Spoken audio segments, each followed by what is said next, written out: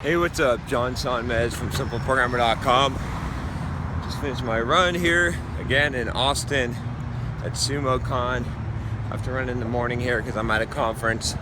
So I had to get up, start my run about 6 a.m. Took about 2 hours, 10 miles. But I got it done. And I thought I'd answer a question here about, I get asked this question a lot, especially in regards to my run. Because I run about 40 miles a week now, and a lot of you ask, John, haven't you heard of HIIT? High intensity interval training, essentially. And don't you know that that's more effective to burn fat than long, slow distances, LSD, what you're doing. Stop doing LSD, John. Why are you doing long, slow distances instead of HIIT? That's more, HIIT's better, right? There's studies, it shows. HIIT, what did he say about HIIT? HIIT doesn't cause as much of a cortisol response. It's actually good. It releases HGH. It burns calories after the fact. It can build strength and on top of that, right? More effective for your time. All right, so I agree with those to a degree, right? I'm familiar with HIIT. I know about HIIT. So why would I still do cardio, like long distance cardio?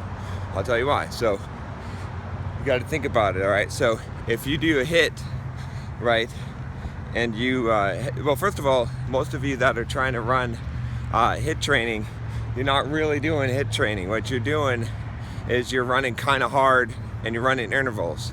Real HIIT training, you're not going to be able to do that 4 times a week. Okay.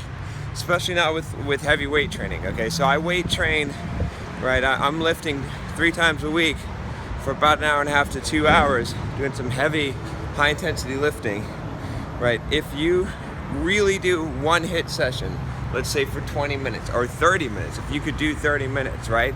And you're really, when you're doing interval training like that HIIT, you're supposed to be pushing it as hard as you can on the sprints, right? You're taking a small rest and then pumping it as hard as you can. That will wear you out, let me tell you, right? You think, if you've never really done that, right? You're not doing that 3 times a week. It's not happening. And maybe you could do it 2 times a week. All right, if you don't believe me, right? Talk to, well, there's a couple of people I'll refer you to. One is was a Martin Beckham from Lean Gains. If you just do a search, we'll see if we can get the link here. But if you do a search on his talks about when people ask him about HIIT, he's got it probably in one of his facts and stuff. If you do that, you'll see what he says about it. And I pretty much agree with him. He came to the same conclusions as me. All right, and I'll get to that in a bit. The other person you can look up is a real famous guy in this area, Lyle McDonald. You can check out the link to his site here, Lyle McDonald, and he talks about HIIT as well. In fact, he's got like a stubborn fat solution book in there, and he talks about one of the ways to burn stubborn fat is to really do some HIIT, right? It's to do HIIT before you do a long run, actually. And he talks about how, like, you're not going to be able to do that more than twice a week. Like, it's just not possible. So if you think you're doing high intensity training, you're probably not. Okay. So then let's talk about the next thing here. So right. So you got that, and that's fine. But the other thing is, like, let's say you are doing the HIIT. Let's say that you're doing like 30 minutes of HIIT 3 or 4 times a week, okay? Again, in this one, you can check out what Martin Beckham had to say about this as well, but from Lean Gains. But essentially, this is what it comes down to. You can't do that for 2 hours, okay? So let's say that HIIT training is more efficient, right? Let's say that in a 20-minute HIIT workout, let's say that you can burn the same calories as you would in maybe a 45-minute run, okay?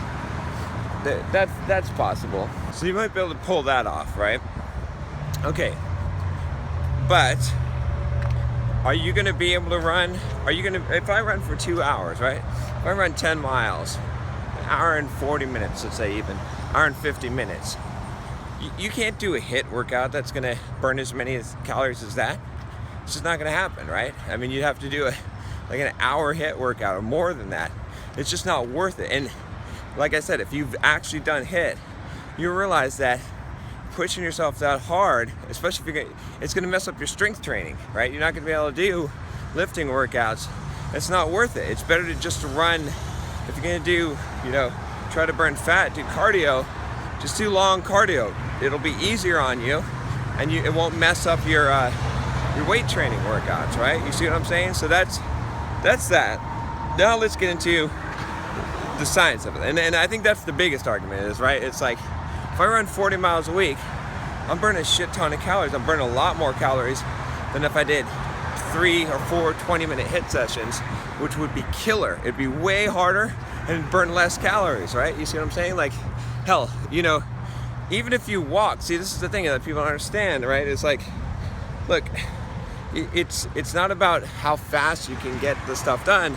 It's about how tolerant you can be to do it. You're not going to be able to keep up with doing 3 or 4 20-minute HIIT workouts plus weight training per week, right? But you can do, I can do 4 10-mile runs. It's hard, but it's possible, right? The other one, you're just not going to be able to do, okay? So the same thing, like I said, walking sometimes is a better choice for people if they're not going to run, because even if you take my 10-mile run, right? It takes me maybe 2 hours to run it. That's a 4-hour walk, right? So you could, if you walk for 3 hours a day, you're almost going to get the equivalent calorie burn of a 2-hour run. It'll be less, but it won't be a whole lot less. You see what I'm saying? Like, that's the thing. It's like, it just doesn't make sense. Yes, it's more efficient. Yes, you burn more calories per minute, and yes, there's some afterburn, but it doesn't make sense. Now, let's talk about just from a fat burning perspective, okay? So we got to talk about energy pathways. When you do HIIT, what you do is you are basically tapping directly into, I'm not going to get too far into details, but directly into glycogen, right? So if you do HIIT, you're essentially, it's like you're using fast twitch, right? Muscles, you're sprinting, okay? And so that's like strength training. It's the same kind of principle. And so you're going to burn up those glycogen stores. You're going to be using, majority. You have to use sugar. You have to use carbohydrates for energy in that case. You cannot use fat, right? If you run a long distance, okay, and you have a lower heart rate, this is why, you've heard of the fat burning zone and stuff. If you run a longer distance, what's going to happen is that if you run it slow enough and you're trained enough doing it, right? Especially if you run fasted, you're going to tap into fat stores. You're still going to use glycogen, okay? Your muscles are still going to use some glycogen, but they're also going to use a higher percentage fat, and that's what you want to use, okay? So if you're trying to burn fat, it makes more sense to run long distance for a longer period of time than it does to run HIIT, for a short period of time. Yes, if you do 20-minute HIIT sessions, you're not gonna tap out of glycogen.